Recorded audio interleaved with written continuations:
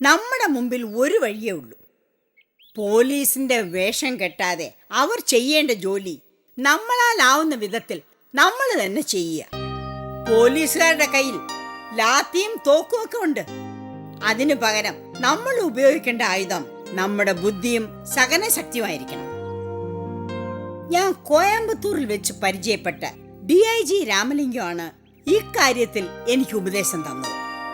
നിങ്ങൾ ജോൺസൺ എന്നും മറ്റു ചിലർ പീതാംബരൻ എന്നും വിളിക്കുന്ന ആ ചതിയന്റെ ഫോട്ടോ പോലും മിസ്റ്റർ രാമലിംഗമാണ് എനിക്ക് സംഘടിപ്പിച്ചു തന്നത്.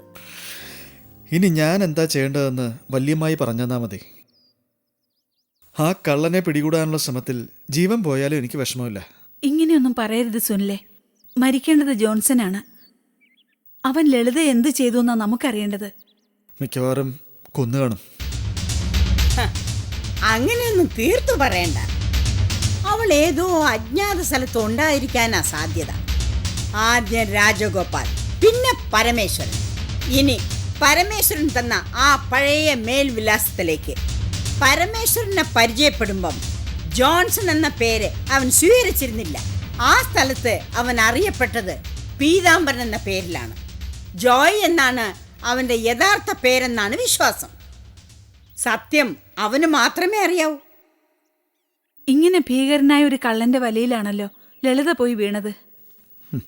വീണതല്ല വല്യമ്മേ, അമ്മായി അയാൾ തൻ്റെ ട്രാപ്പിൽ വീഴ്ത്തിയതാ. ഏതായാലും സുനിൽ ജാഗ്രതയായിരിക്കണം. നിന്റെ കൂടെ നല്ല ആരോഗ്യമുള്ള 4-5 ചെറുപ്പക്കാരും ഒപ്പം വേണം. ഒരു ഏറ്റുമുട്ടൽ ഉണ്ടായാലും നമ്മൾ തോൽക്കാൻ പാടില്ല.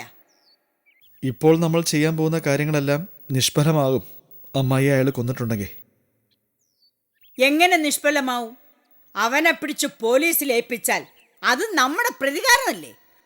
അവനും അവനെ സഹായിക്കുന്ന രാഷ്ട്രീയക്കാരും ഒരുമിച്ച് തോൽക്കും. ലളിത എവിടെയോ ജീവിച്ചിരിപ്പുണ്ടെന്ന് തന്നെയാണ് എൻ്റെ മനസ്സ് പറയുന്നത്.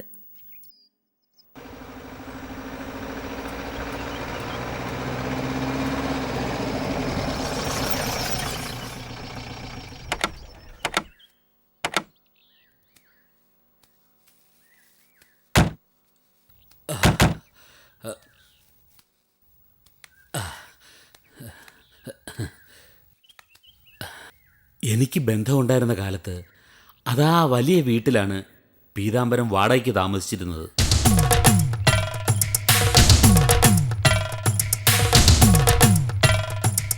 മാഡം കാറിലിരുന്നാൽ മതി. ഞാൻ പോയി അവിടെ ഇപ്പോൾ ആരെങ്കിലും ഉണ്ടോ എന്ന് അന്വേഷിക്കാം. ശരി, വരൂ.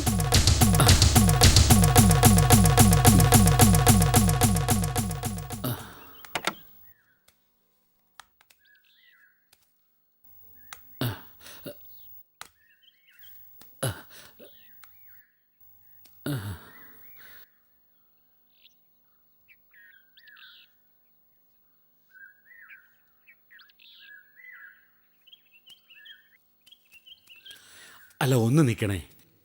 ഈ വീട്ടിൽ ഇപ്പോൾ ആരും താമസിക്കുന്നില്ലേ? ഈ വീടിൻ്റെ ഉടമസ്ഥ അബുദാബിയിലാണ്.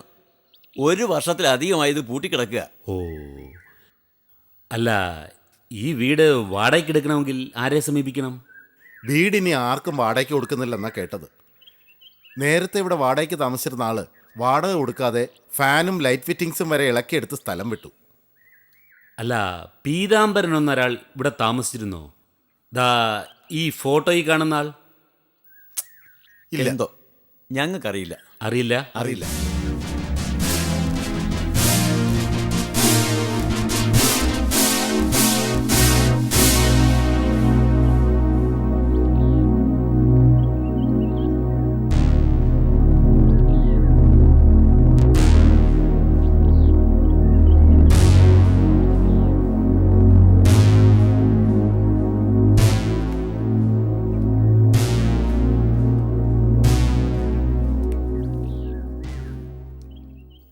ആ വീട് 1 വർഷമായി പൂട്ടിയിട്ടിരിക്കുകയാണത്രേ. എനിക്കറിയാം. അവൻ ഒരിടത്തും 6 മാസത്തിൽ കൂടുതൽ താമസിക്കാറില്ല. ഇനി എന്താ വഴി? എനിക്ക് ഒരാഴ്ചത്തെ സമയം തരൂ. ഞാനൊന്ന് ആലോചിക്കട്ടെ. ഹോട്ടൽ സർഗത്തിൽ അവൻ്റെ ഒരു സ്നേഹിതനുണ്ട്. അവനെ ഒന്ന് കണ്ടു നോക്കാം. സുനിൽ കയറ്, നമുക്ക് പോവാം.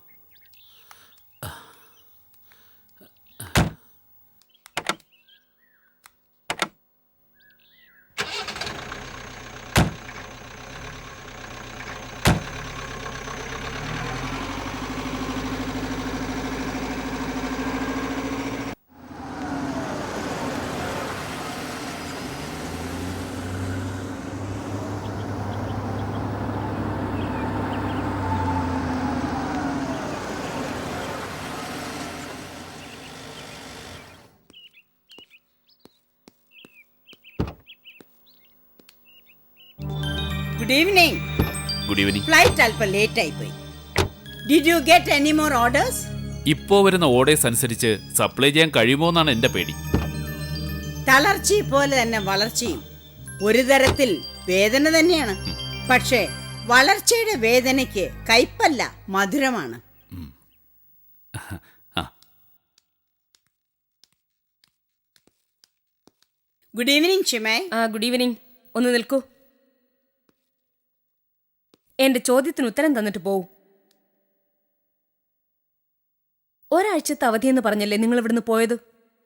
ഇപ്പൊ 10 days കഴിഞ്ഞിരിക്കുന്നു. സോറി, ഞാൻ പോയത് ഒരു കേസുമായി ബന്ധപ്പെട്ടാണ്. നിരപരാധിയായ ഒരു ചെറുപ്പക്കാരനെതിരെ പോലീസ് ക്രിമിനൽ കേസെടുത്തു. ആ പയ്യൻ എൻ്റെ ബന്ധു കൂടിയാണ്.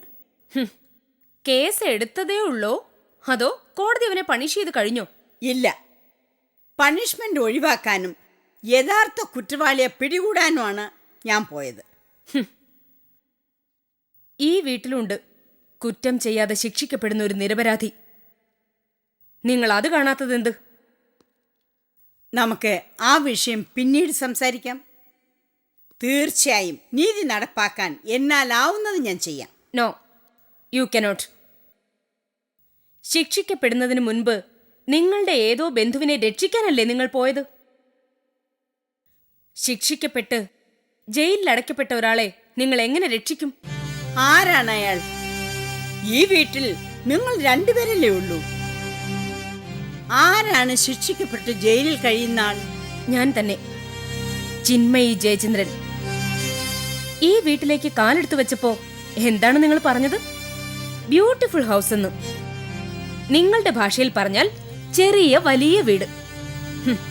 ഇതൊരു വീടല്ല മാഡം, ഒരു ജയിലാണ്. ഇതിന് ഇരുമ്പഴികളുണ്ട്.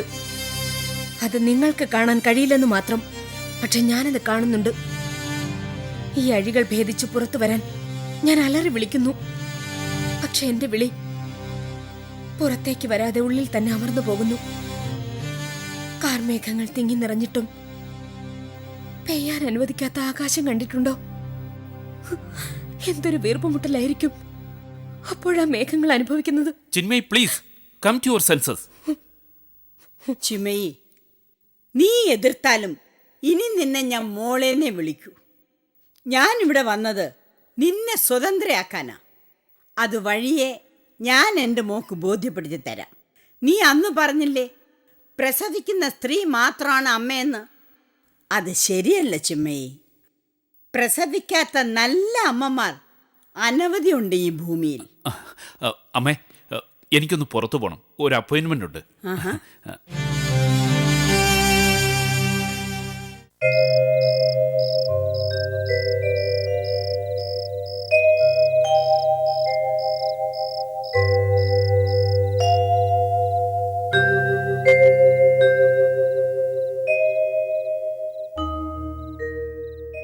ചിന്മയി, ഇങ്ങനെയൊക്കെ സംസാരിക്കാൻ മാത്രം നമ്മുടെ ജീവിതത്തിൽ എന്താണ് സംഭവിച്ചത്? അമ്മയുടെ മുമ്പിൽ ഇന്ന് നീ നടത്തിയ പ്രകടനം വളരെ മോശമായിപ്പോയി. ഈ വീടൊരു ജയിലാണെന്ന് നീ പറഞ്ഞു. എങ്ങനെയാണ് നമ്മുടെ വീടൊരു ജയിലാവുന്നത്? നിനക്കെന്തും പറയാനും പ്രവർത്തിക്കാനുള്ള സ്വാതന്ത്ര്യം ഞാൻ അനുവദിച്ചു തന്നിട്ടില്ലേ?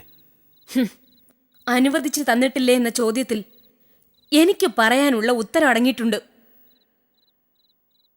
നിങ്ങളുടെ അനുവാദമുണ്ടെങ്കിലേ എനിക്ക് എന്തും ചെയ്യാൻ കഴിയൂ എന്ന് വന്നാൽ എവിടെയാണ് സ്വാതന്ത്ര്യം? ഞാൻ പറയുന്ന വാക്കുകളെ ഇങ്ങനെ ശസ്ത്രക്രിയ ചെയ്ത് വികൃതമാക്കരുത്. നിനക്ക് അസംതൃപ്തമായ ജീവിതമാണോ ഞാൻ നൽകിയത്? ജയൻ സംതൃപ്തി കാണുന്നത് എക്സ്പോർട്ടിന് കൂടുതൽ ഓർഡേഴ്സ് കിട്ടുന്നതിലാണ്. വിശാലാക്ഷമ്മളെ ജയൻ ഇവിടെ കൊണ്ടുവന്നത് അവരെ സ്വന്തം അമ്മയായി കരുതുന്നോണ്ടാണോ? അല്ല. അവരുടെ പരിചയവും കൂർമ്മബുദ്ധിയും സ്വന്തം കമ്പനിയുടെ വളർച്ചയ്ക്കായി ജയൻ ഉപയോഗിക്കുന്നു. എക്സ്പോർട്ട് കമ്പനി വളർന്ന് കോടികളുടെ ബാങ്ക് നിക്ഷേപം വരുന്നതാണ് ജീവിത വിജയമെന്ന് ജയൻ വിശ്വസിക്കുന്നു. ആ സ്ത്രീ ജയന്റെ മുമ്പിൽ അമ്മയായി അവതാരം എടുക്കുന്നു. ഈ ആത്മവഞ്ചന എന്നെ സംബന്ധിച്ചിടത്തോളം അസഹ്യമാണ്. ഉത്കർഷതാബോധം, സുപ്പീരിയോറിറ്റി കോംപ്ലക്സ് ആണ് ചിന്മയുടെ പ്രശ്നം. ബുദ്ധിപരമായി നീ ഉയർന്നവളും മറ്റുള്ളവരെല്ലാം നിന്നേക്കാൾ താഴ്ന്നവരുമാണെന്ന് നീ കരുതുന്നു. നിന്റെ അഭിപ്രായം നീ മറ്റുള്ളവരിൽ അടിച്ചേൽപ്പിക്കുന്നു. അതേസമയം മറ്റുള്ളവർ പറയുന്ന ഒരഭിപ്രായത്തെയും നീ അംഗീകരിക്കുന്നുമില്ല. എന്റെ സുപ്പീരിയോറിറ്റി കോംപ്ലക്സോ ജയന്റെ ഇൻഫീരിയോറിറ്റി കോംപ്ലക്സോ ഏതാണ് കൂടുതൽ കുഴപ്പം പിടിച്ചതെന്ന് എനിക്കറിയില്ല. കോടീശ്വരന്റെ മകളായിട്ടാണ് ഞാൻ ജനിച്ചത്. സമൃദ്ധിയുടെ മടിത്തട്ടിലാണ് വളർന്നത്. അതുകൊണ്ട് ഭർത്താവ് കോടികളെക്കുറിച്ച് സ്വപ്നം കാണുമ്പോൾ ഞാൻ ഭൂമിയിലേക്ക് നോക്കിയിരിക്കാൻ ആശിക്കുന്നു. ഭർത്താവും ഭാര്യയും മാത്രമായി പങ്കുവെക്കുന്ന അപൂർവ നിമിഷങ്ങൾ, അവർ പറയുന്ന കൊച്ചു കൊച്ചു തമാശകൾ, ചെറിയ ചെറിയ വഴക്കുകൾ, വഴക്കുകൾ കഴിഞ്ഞുള്ള കൂടിച്ചേരലുകൾ, രാത്രികളിൽ തെളിഞ്ഞ നിലാവിലൂടെയുള്ള നടത്തം, ഏതെങ്കിലും മരച്ചുവട്ടിൽ രണ്ടുപേരും തൊട്ടു തൊട്ട് കിടന്ന് മരച്ചില്ലകൾക്കിടയിലൂടെ ആകാശത്തേക്ക് അയക്കുന്ന നോട്ടം. ഇതൊക്കെയായിരുന്നു എൻ്റെ കൗമാരത്തിൽ ഞാൻ കണ്ട ദാമ്പത്യ സ്വപ്നങ്ങൾ. കോയമ്പത്തൂരിലെ തെരുവുകളിലൂടെ കൊടും വെയിലത്ത് സൈക്കിൾ ചവിട്ടി പോകുമ്പോൾ ഒരു നേരമെങ്കിലും ഒരു വലിയ ഹോട്ടലിൽ കയറി നല്ല ഭക്ഷണം കഴിക്കുന്ന ദിവസത്തെക്കുറിച്ചാണ് ഞാൻ സ്വപ്നം കണ്ടത്. സെൻട്രൽ തിയേറ്ററിൽ നിന്ന് MGR അഭിനയിച്ച സിനിമ കണ്ടിറങ്ങുമ്പോൾ ആ സിനിമയിലെ നായികയെപ്പോലെ ഒരു സുന്ദരി എന്നെ പ്രേമിക്കുമെന്ന് വെറുതെ മോഹിച്ചിരുന്നു. അത് യാഥാർത്ഥ്യമായി. വ്യാപാരത്തിൽ പിടിച്ചുകയറാൻ ശ്രമിക്കുന്ന യൗവനത്തിൻ്റെ തുടക്കത്തിൽ തന്നെ കോടീശ്വരൻ്റെ മകളായ ചിന്മയി എന്നെ സ്നേഹിച്ചു. MGR സിനിമയിലെ പ്രണയം പോലെ തന്നെ. അതെ, നിങ്ങൾ മുകളിലേക്കും ഞാൻ താഴേക്കും നോക്കി. നമ്മുടെ കണ്ണുകൾ കൂട്ടിമുട്ടി. ഇപ്പൊ ജയൻ മുകളിലാണ്, ഞാൻ വളരെ താഴെയും. നമ്മുടെ ദാമ്പത്യം ത്രിശങ്കു സ്വർഗത്തിലും. ഇന്ന് വളരെ തിരക്കായിരുന്നു. വല്ലാത്ത ക്ഷീണം. എനിക്ക് ഉറക്കം വരുന്നു. Let us sleep. നാളെ ഓഡിറ്ററെ കാണണം. അത് രാവിലെ എഴുന്നേക്കണം.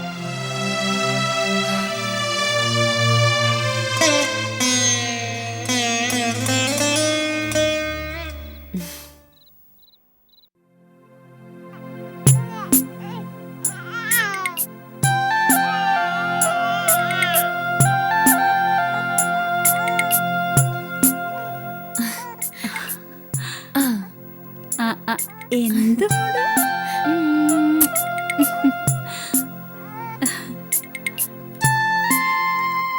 പ്രഭ പ്രസവിച്ചു എന്നറിഞ്ഞ ദിവസം മുതൽ ആഗ്രഹിക്കുന്നു കുഞ്ഞിനെ വന്നൊന്ന് കാണാൻ. പക്ഷെ പല പല കാരണങ്ങളാൽ ഇതുവരെ ആ ആഗ്രഹം നടന്നില്ല. ഇന്ന് രാവിലെ രണ്ടും കൽപ്പിച്ച് ഇറങ്ങുകയായിരുന്നു. പ്രസാദിന്റെ വല്യമ്മയാണല്ലോ ഞാൻ. അവൻ അംഗീകരിച്ചാലും ഇല്ലെങ്കിലും അതുകൊണ്ട് ഉള്ളിൽ ലേശം കുറ്റബോധവും തോന്നിയിരുന്നു. പ്രസാദിന്റെ വീഴ്ചകൾക്ക് സുശീലവല്യമ്മയ്ക്ക് എന്തിനു കുറ്റബോധം തോന്നണം?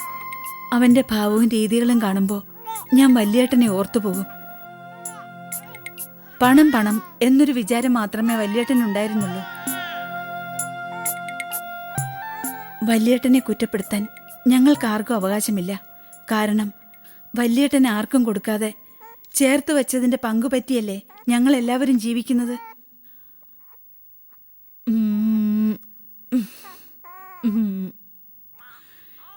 എങ്കിലും ആ സ്വഭാവം അങ്ങനെ തന്നെ പ്രസാദ് തന്റെ സ്വഭാവത്തിലും പെരുമാറ്റത്തിലും പകർത്തുന്നത് കാണുമ്പോൾ വല്യേട്ടനെ ഓർക്കാതെ വയ്യ. 10 വർഷത്തോളം സ്നേഹിച്ച കാമുകി ഗർഭിണിയാണെന്നറിഞ്ഞപ്പോൾ വല്യേട്ടൻ അവരെ മറന്ന് കോയമ്പത്തൂരിൽ നിന്ന് ഓടിപ്പോന്നു. ഭാര്യ ഗർഭിണിയാണെന്നറിഞ്ഞ സമയത്ത് പ്രസാദ് ഏതാണ്ട് ആ രീതിയിൽ തന്നെ പെരുമാറി. പക്ഷെ മരിക്കുന്നതിന് മുൻപ് സ്വത്തുക്കൾ ആ ചേട്ടത്തിയുടെ പേരിൽ എഴുതി വെച്ച് വല്യേട്ടൻ സ്വന്തം തെറ്റ് തിരുത്തി. അതുകൊണ്ട് എനിക്കൊരു പ്രതീക്ഷയുണ്ട്, പ്രസാദും തെറ്റ് തിരുത്തിയേക്കും. വല്യമ്മയോട് ഞാൻ സത്യം പറയാലോ, എനിക്കിപ്പോ അപമാന ഭീതി ഒട്ടുമില്ല.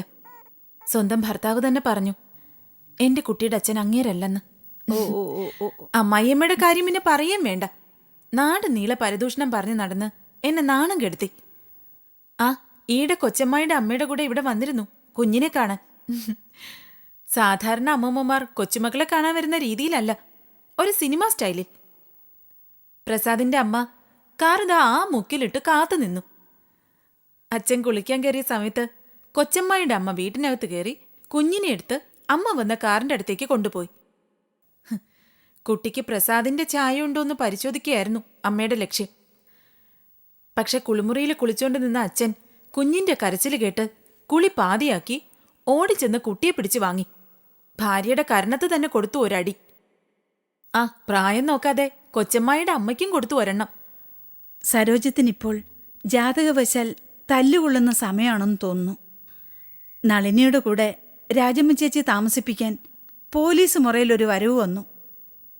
സുഭദ്രയെപ്പറ്റിയും അവളെ കല്യാണം കഴിച്ച പയ്യനെക്കുറിച്ചും വളരെ മോശമായി സംസാരിച്ചു. ഞാൻ അവളുടെ കരണത്ത് ഒന്നാന്തരം ഒരു അടി കൊടുത്തു. അവൾ എന്നെ തിരിച്ചു തല്ലാൻ വന്നപ്പോ കൊച്ചേട്ടൻ 2-3 ഒരുമിച്ചങ്ങ് കൊടുത്തു. കരണത്ത് തന്നെ. സുശീല വല്യമ്മ കൈനീട്ടി എന്റെ അമ്മായിയമ്മയെ അടിച്ചെന്നോ?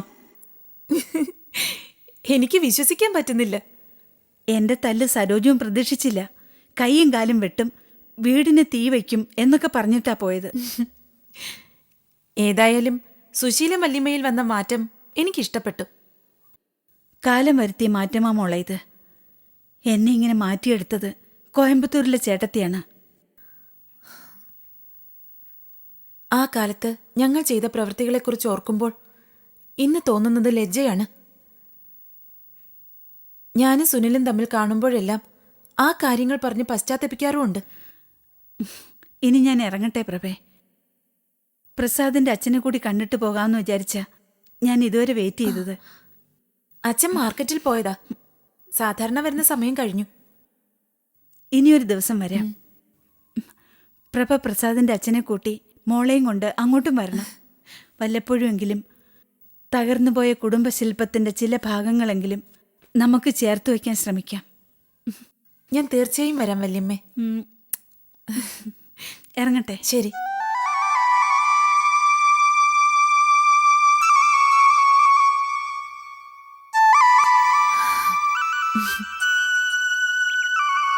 മോള് വരണ്ട, കുഞ്ഞിനെ വെയിൽ കൊള്ളിക്കാതെ.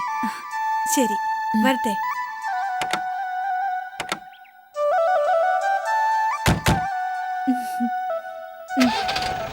ശരി മോളെ.